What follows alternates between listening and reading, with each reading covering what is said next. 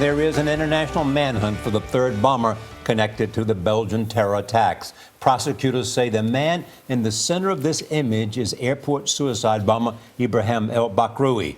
The identity of the second suicide bomber on the left is not known. The suspect on the right has also not been identified and is believed to be on the run. An image of an injured woman is on the cover of many newspapers. The airport and subway blast killed at least 31 people.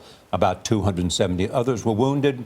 At least 7 Americans were hurt in the attacks. Several others are missing.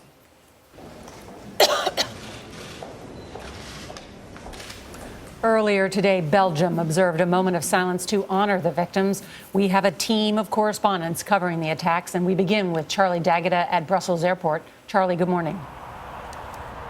Good morning to you. The Belgian prosecutor has now confirmed the identity of 2 of the bombers, both brothers, one of them here at the airport, the other at the subway station. As he said, a third man is on the run, and he left behind the biggest bomb, one that failed to detonate until the bomb squad arrived. Stay down. Stay down. One of the most heartbreaking things about yesterday's savage suicide attacks on the Brussels airport and the bomb packed with nails that ripped through the crowded subway car at rush hour is the growing sense they could have and should have been stopped. After the airport attacks, police released this picture of the suspects casually pushing luggage thought to be carrying explosives. The man in the middle has been identified as Ibrahim el-Bakraoui. He and his brother Khalid were already known to Belgian police as petty gangsters.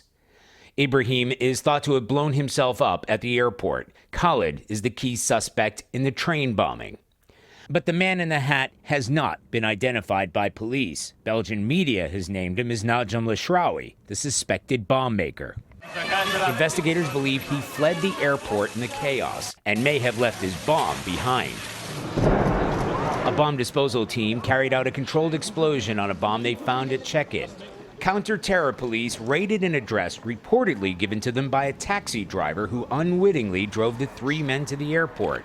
It was at that location police say they found another bomb, more bomb-making equipment, and an ISIS flag.